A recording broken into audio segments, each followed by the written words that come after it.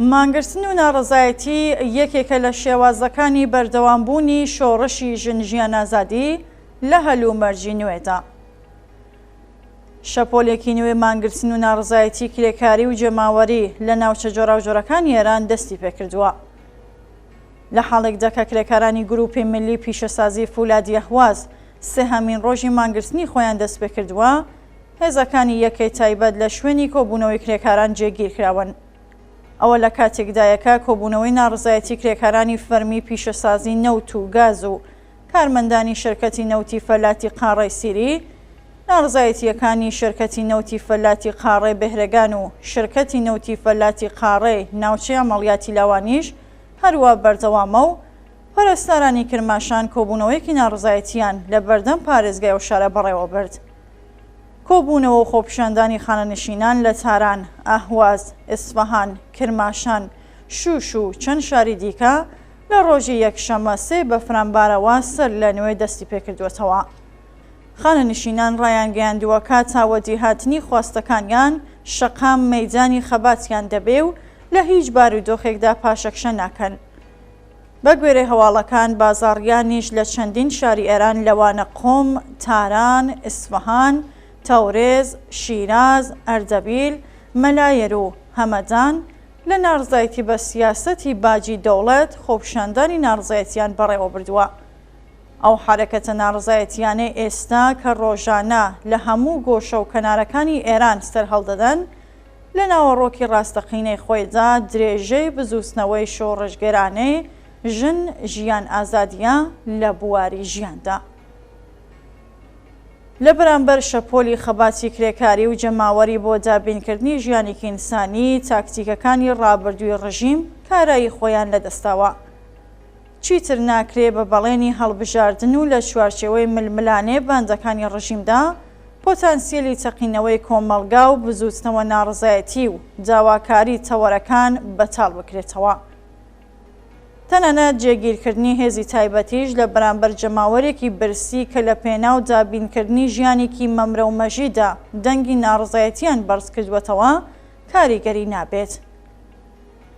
درێژەدان بە شۆڕشی ژینا بە شێوەی خۆڕاگری لە بەرامبەر جلوبەرگی زۆرەملێ، خۆڕاگری لە بەرامبەر دەستدرێژی مەئەمورانی ڕەژیم بۆ سەر ژیانی تایبەتی خەڵک لە چوارچێوەی پەرستاندنی ناڕزایەتی گشتی و ناڕزایەتی کرێکاریەکان، تێکدانی ژینگە، داخرانی یەک لە دوای یەکی ناوەندەکانی بەرهەمهێنان، گەندەڵی بەربڵاو، بەرتەسکبوونەوەی بازنێ دەسەڵات و جێهێشتن و دوورکۆچنەوەی بەرچاو لە ئەستەباڵەکانی ڕژیمدا، سنووردارکردنی توانایی مانۆردان لە کەلێنی نێوان زلهێزەکان و کەمبوونەوەی بەرچاوی کاریگەری و هێزی ڕژیم لە ناوچەکەدا بە تایبەتی دوای شەڕی غەزە، هەموو ئەو هۆکارانەی سەرەوە لەسەر یەک وایان کردووە کە کۆماری ئیسلامی کەوێتە دژوارترین بارودۆخی ژیانی خۆیەوە.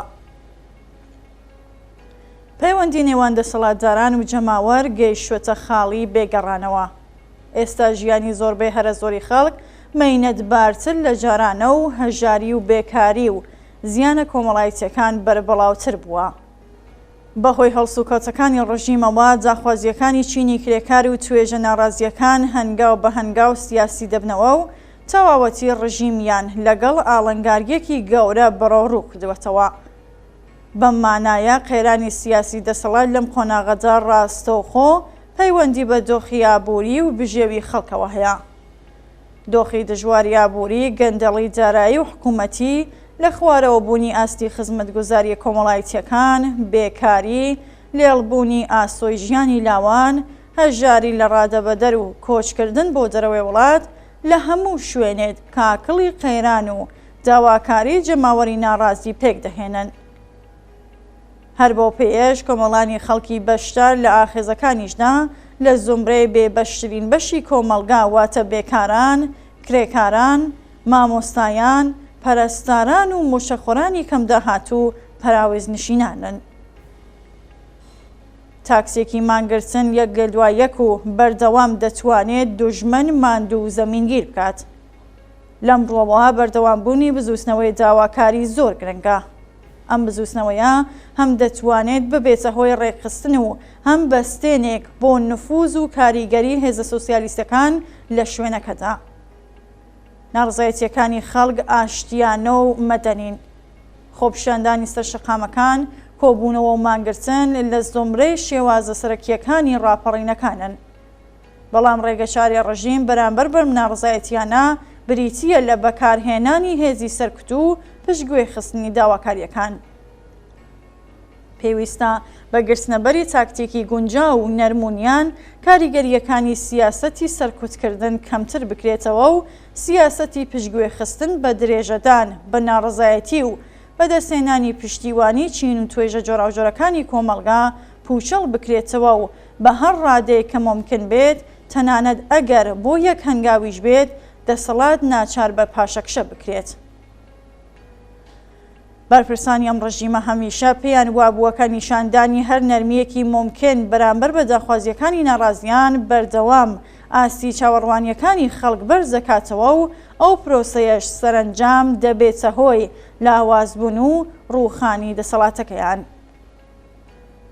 ئەوان دەزانن کە ئەگەر هەر بەشێک لە ئۆپۆزیسیۆن لە ناو وڵاتە ئیمکانی پێکهێنانی یەکگرتووی و ڕێکخرا و تەشکیلات و ڕێبەری هەبێت دەبێتە هەڕەشەیەکی جددی بۆ سەرمانەوەیان.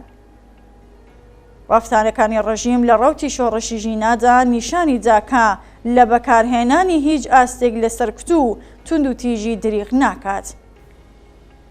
لەم ڕوەوە جەماوەریش بۆ ئەوەی بتوانێت لەم نەبەردەدا سەربکەوێت و زیانی گیانی کەمتر بێت پێویستی بە ئامادەکاری زیاتر و بەهرەمەندبوون لە ئامرازی کاراتر و تاکتیکی خەباتکارانەی گونجاوتر هەیە.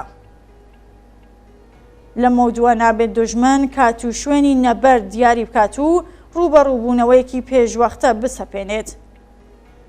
لە ڕوبەڕووبوونەوەکانی ساڵانی ڕابردوودا هەردوو لایەنی ئەم نەبەردا واتە بەرەی شۆڕش و بەرەی دژە شۆڕش هێز و توانایی خۆیان تاقی کردوێتەوە و خاڵە بەهێز و لاوازەکانی خۆیان ناسیوە. کۆیە و ئەزمون و دەستکەوتانەی ئەم قۆناغا کە بە بەهای گەلێک فیداکاری و گیانبازی بەدەست هاتوون و هەروەها جەختکردنەوە لەسەر ئەو ئەرکانەی کە لەم نەبەردە چارەنووسازەدا دەکەوێتە سەرشانی پێشڕەوان و تێکۆشەرانی کۆمۆنیست بۆ بەرەی شۆڕش بابەتێکی گرنگ و حیاتیە.